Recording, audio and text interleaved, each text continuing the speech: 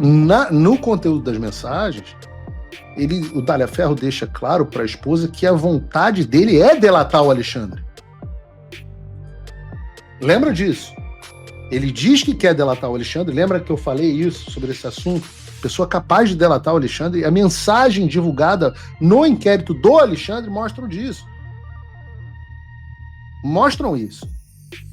Mas também mostram quem é o Alexandre. Sejam bem-vindos, o meu nome é Bruno. Deixe o seu like e inscreva-se no canal.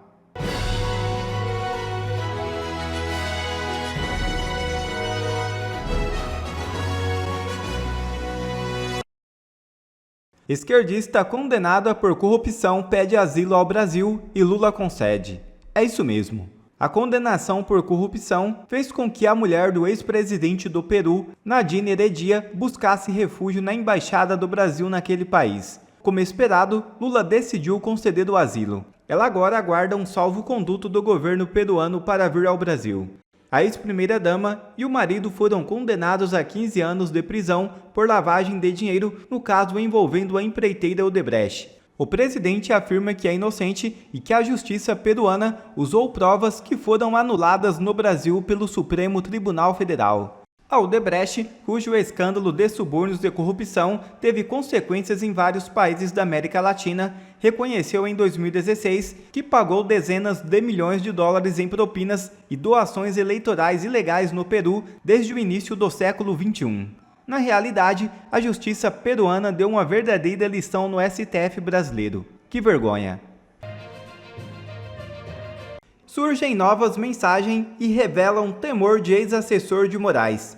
Se falar algo, o ministro me mata. É isso mesmo. Mensagens obtidas pela Polícia Federal na investigação sobre o perito Eduardo Talhaferro, ex-assessor de Alexandre de Moraes, no Tribunal Superior Eleitoral e divulgadas originalmente pelo jornal Gazeta do Povo, revelam que ele temia ser preso ou até morto por ordem do ministro Alexandre de Moraes, caso contasse publicamente o que sabia. Abre aspas. Se eu falar algo, o ministro me mata ou me prende. Fecha aspas. Escreveu Talhaferro em 31 de março de 2024 à esposa, pelo WhatsApp. No mesmo diálogo, expressou vontade de contar tudo de Brasília, antes de morrer. Abre aspas.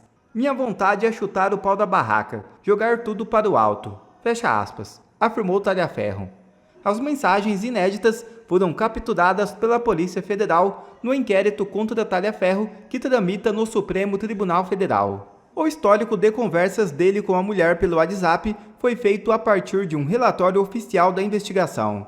E o assunto é, de novo, o Eduardo Talhaferro, o ex-assessor do Alexandre de Moraes, que que nos gerou, do qual o celular saíram as conversas que deram origem a Vaza Toga. E eu fico esperando, onde está o resto da Vaza Toga?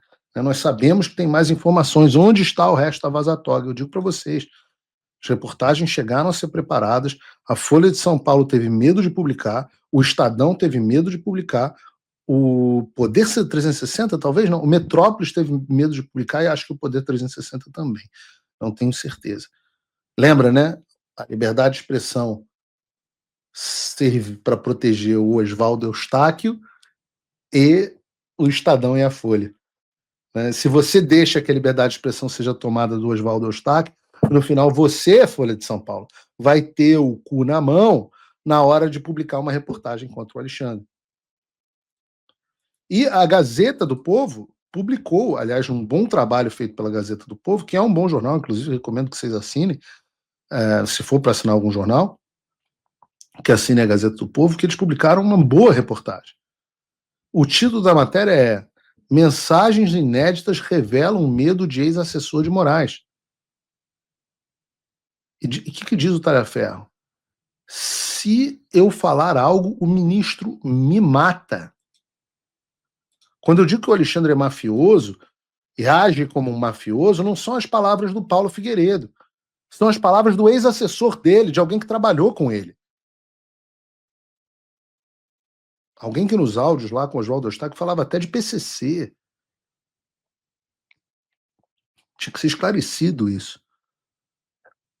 E aí você tem o corpo da notícia, que são as mensagens trocadas entre o Talhaferro e a sua esposa. E puta merda, o Alexandre de Moraes e a Polícia Federal, a Gestapo do Alexandre, divulgaram as conversas do cara com a mulher, meu irmão. Porra, se divulgar minhas mensagens com a minha mulher, o que vai ter de nude meu? Ser um... Aliás, eu acho que os meus nudes vão ser divulgados, porque eu vou melhorar a minha reputação na internet. Tem que divulgar os meus nudes, vai servir como propaganda para quando eu for lançar finalmente meu projeto do OnlyFans, um projeto que eu tenho há muito tempo. Quando eu tiver o meu projeto do OnlyFans, eu peço que o Alexandre divulgue os meus nudes que eu mando para a Natália. Porque, cara, o cara divulgar a mensagem do Talhaferro com a esposa e divulgou na íntegra. Na íntegra.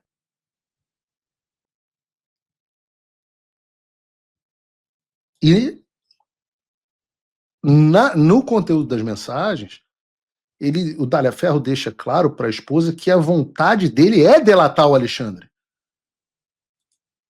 Lembra disso? Ele diz que quer delatar o Alexandre. Lembra que eu falei isso sobre esse assunto? Né? Ele diz que quer delatar o Alexandre e diz por que não delatou o Alexandre. E eu comentei longamente sobre esse assunto quando eu falei sobre a cagada do Oswaldo Eustáquio e o equívoco do Sérgio Tavares. E a grande questão é que a gente estava tentando preservar o Talhaferro porque a exposição dele só o coloca numa situação mais complicada. E isso é uma pena, porque, como dizem as mensagens, ele estava com muita vontade de falar. Mas uma série de coisas precisavam ser feitas e garantidas antes disso, inclusive uma forma da independência financeira dele, porque eu não tenho como garantir.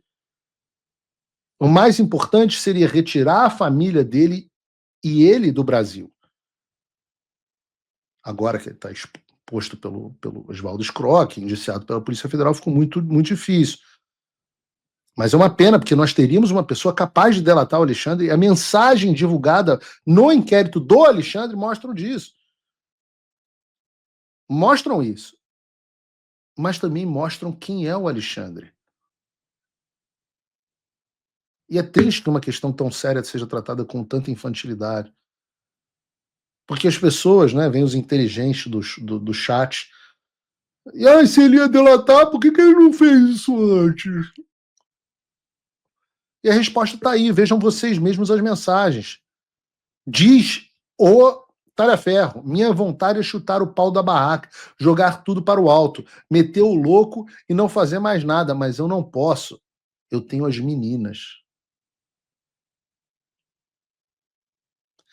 Então não era simplesmente o cara fugir para o primeiro lugar possível e delatar. Uma série de coisas precisavam ser preparadas para garantir a segurança pessoal e financeira dele e da família. E eu falo isso porque eu também tenho as minhas meninas. Eu sou pai de 2 filhas. E se elas estivessem no Brasil, eu provavelmente não ia conseguir fazer nada, não ia poder fazer metade das coisas que eu faço. Mas o cagado está feito. Nós perdemos um delator que tinha muita informação, estava disposto a chutar o balde, e agora já era, esse cara está preso no Brasil. O cara que diz que o Alexandre, que se ele falasse, o Alexandre de Moraes ia matá-lo. Não é o Paulo que está dizendo. O Talhaferro está envolvido em diversos ruídos, né? E essa questão está envolvida também em diversas... enfim, nada está esclarecido, né? Não é algo que a gente olhe com clareza para nada do que o cerca, do que cerca esse caso. E se isso de fato ocorreu, se realmente o Talhaferro tem algo a dizer, ele precisa dizer logo se esses 6 gigabytes que foram oferecidos ao Glean existem, ele precisa mostrar. Essas coisas é que não podem acontecer do jeito que estão, ocultas, né, dentro de um espectro fantasmagórico que a gente não sabe exatamente por que não estão sendo reveladas. Bom, e isso precisa ser investigado pelo Estado. pelo Estado, né? O ministro Moraes não é o Estado. Ele pode até achar que é, mas alguém precisa contar que não é, e alguém precisa mostrar para ele que não é. Então o Estado precisa investigar o seu gabinete. Alguém precisa investigar o que aconteceu lá dentro. Não dá para o Talhaferro ser investigado, mas pelas mensagens que ele vazou, mas o conteúdo das mensagens que ele vazou não ser investigado. Esse é um grande ponto. Então, a gente precisa entender por que o Talhaferro, se foi ele que forneceu essas mensagens, por que ele parou de fornecer? O que aconteceu? Por que essas matérias pararam de ser publicadas? Por que a Vaza Jato, desculpa, a Vaza Toga, ela simplesmente se diluiu, ela sumiu, ela acabou? Né? O que está acontecendo com o Talhaferro durante esse tempo de silêncio dele? Né? Essas mensagens que depois aparecem estão envolvidas em qual contexto, né? Então, isso tudo precisa ser esclarecido. Eu acho que esse é o grande ponto que me parece muito esquisito, que nós estamos aqui falando disso, as pessoas estão mostrando, mas ninguém se interessa por investigar isso, ninguém se interessa por dizer, olha, eu sou aqui o jornal que estava publicando a Vaza Toga e parei de publicar por causa disso. Por que parou? O próprio Glenn, o Glenn vem dizendo, não, eu tenho aqui o conteúdo, eu estou preparando, não está preparando, então faz anos que isso parou. Então por que parou? Essas pessoas precisam vir a público e contar. O Talhaferro foi ameaçado, ou há uma ameaça contra ele? Bom, isso precisa vir à tona de uma forma clara, e as autoridades precisam tomar uma providência, né, em relação a essas denúncias que ficam circulando como se fossem normais, naturais, e ninguém investiga. Se o nosso Estado não investiga isso, ele está prevaricando. Se as autoridades não investigam isso, elas estão prevaricando. Cadê a AGU? Que tudo que acontece, toda bobagem que acontece no país, vem a AGU para dizer que vai investigar e pedir que a Polícia Federal faça isso ou aquilo. Cadê a AGU para pegar um caso desse e falar, isso aqui precisa ser investigado? É preciso que, em nome do Estado, se verifique o que aconteceu, se houve uma irregularidade, que a irregularidade seja apurada. Então, a gente fica, inclusive, desconfortável de comentar de uma forma direta até mesmo esse caso, porque esse caso é um monte de fragmentos. São questões todas estilhaçadas, fatos jogados um pouco no ar, e a gente não consegue uni-los todos justamente porque falta o Estado. E o Estado falta por quê? Por que o Estado não investiga?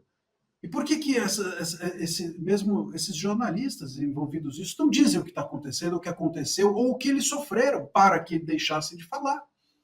Eu creio que esse seja o meu maior desconforto com esse caso. Né? A gente fica aqui um pouco ouvindo versões sobre algo que não merece versões, merece investigação séria, concreta, policial. O que houve? O que acontecia dentro daquele gabinete? O que acontece outro dia? 90% do gabinete do ministro foi embora. Foi embora. As pessoas saíram. Por que saíram? O que está acontecendo que a gente só fica pegando a ponta do iceberg dos fatos e não consegue exatamente uni-los, ou apenas consegue uni-los com a nossa intuição, porque ninguém é bobo.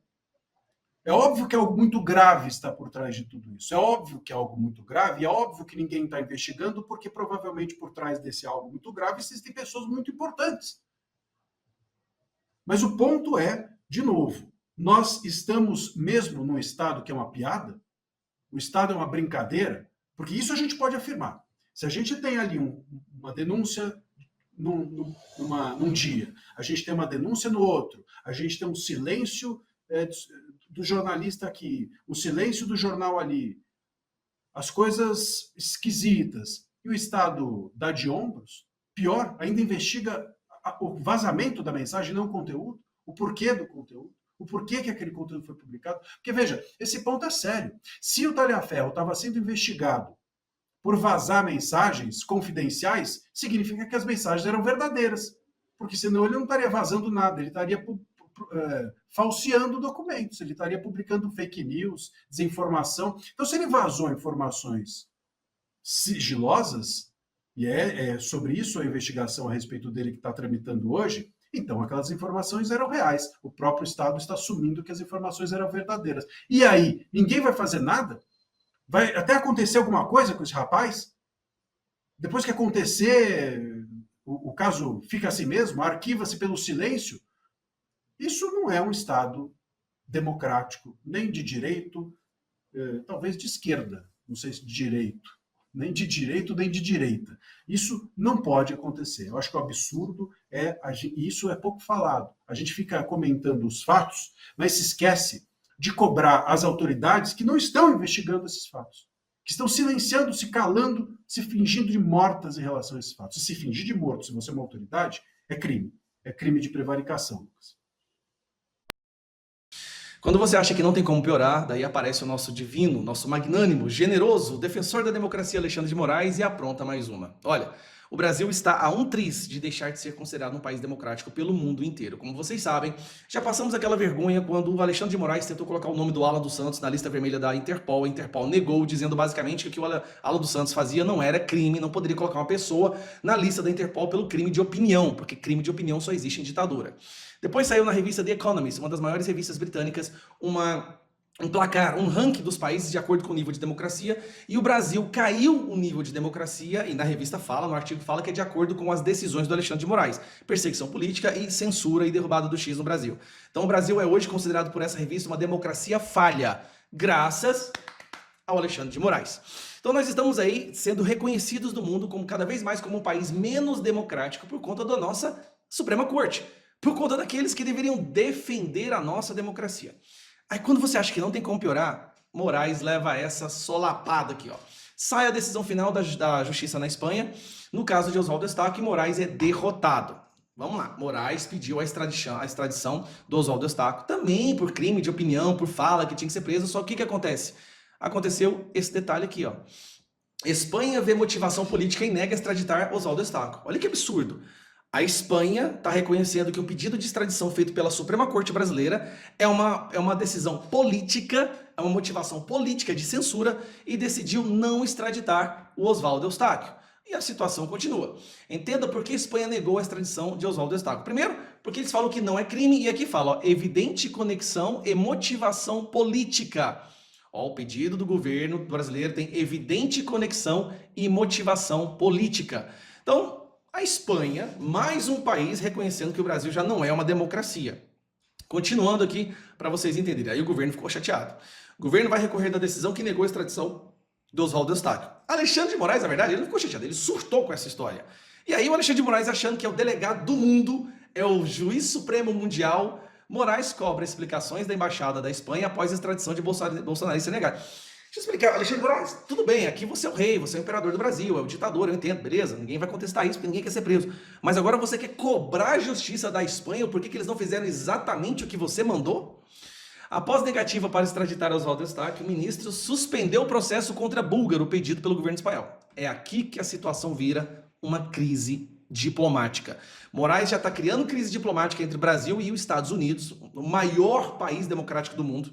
Ele já está causando uma crise, inclusive o governo americano considera que o Moraes é um perigo para a democracia mundial. Mundial, eu sou do Brasil não, tá? E vai sofrer sanções que vai vir paulada de lá. Mas tá, aí ele faz o seguinte, peraí, olha como é que o Moraes funciona. Você não vai me entregar esse cara pelo crime de opinião? Sabe o que eu vou fazer? Então eu não vou extraditar esse criminoso traficante.